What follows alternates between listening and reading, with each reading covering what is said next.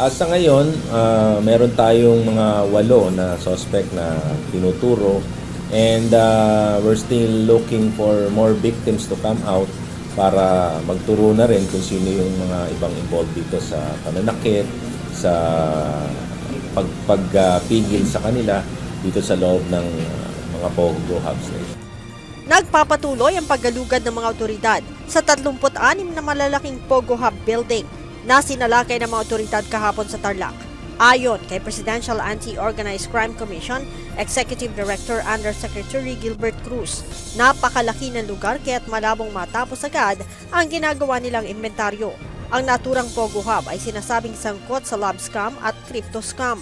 Sa pagsalakay ng mga otoridad kahapon, nasa 275 na mga dayuhan at 383 na Pilipino ang natagpuan sa lugar. Sa naturang bilang, 8 Chinese na itinuturing ng mga suspect ang sinampahan na ng kaso ng PAOK kanina. Itong araw na to, as an update, magpapile tayo ng kaso ng human trafficking and serious illegal detention. Actually, we already identified those victims and those perpetrators. So, this afternoon, we will be filing 2 cases dun sa mga suspects. Ang 8 suspect aniya ay kabilang sa tinatawag nilang mga enforcers na silang nagpaparusa sa mga Pogo workers na hindi umaabot sa itinakda nilang kota. Ito yung mga nagsasabi sa kanila na kailangan abutin mo yung quota mo or else tatamaan ka sa amin. So it's either sinasaktan nila ito o kaya talagang dinedeprive nila ng tulog, kinukulong nila sa isang kwarto para mapilitan na magbayad dun sa utang nila o kaya sumunod dun sa kagustuhan ng mga enforcers. Sinabi pa ni Yusek Cruz na sa ngayon ay nagpapatuloy ang verifikasyon nila sa identity hindi lamang sa mga biktima kundi pati na rin sa mga suspect.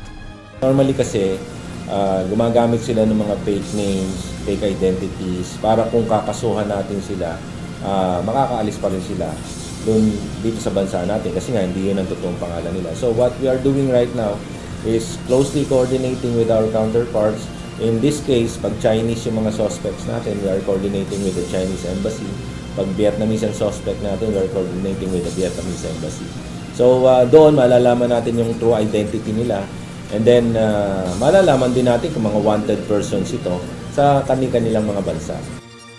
Nag-ugat ang operasyon ng PAOK matapos ang salaysay ng Vietnamese national na na-rescue nila at ganun din ang tawag mula sa Malaysian Embassy kung saan sinasabing biktima ng grupo ang isa nilang kababayan.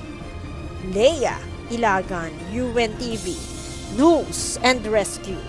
Diyos ang aming sandigan, serbisyo publiko ang aming pinahahalagahan.